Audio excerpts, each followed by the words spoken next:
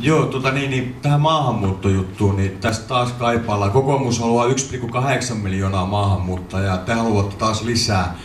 Jokainen ekonomi tietää, että markkinatalous vaatii parhaiten toimijakseen noin 6% työttömyyden. Jos työttömyys lisääntyy, palkat laskee, jos työttömyyspulaa on, niin silloin palkat nousee. Eli te haluatte väkisinkin lisää minun kaltaisia miehiä, joilla ei ole töitä. Te haluatte polkea kaikkien palkat alas.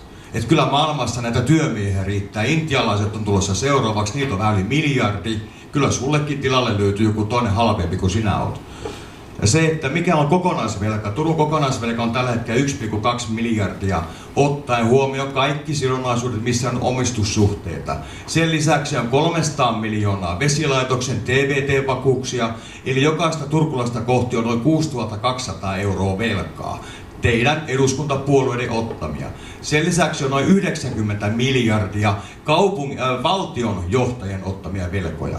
Eli jokaisella suomalaisella on tällä hetkellä yli 21 000 € velkaa, eli 5-henkisen perheen kokonaisvelka on yli 100 000 teidän eduskuntapuolueiden ottamaa velkaa. Tämä on täydellisesti mahdottomuus maksaa takaisin. Ja mikä on ratkaisu tähän?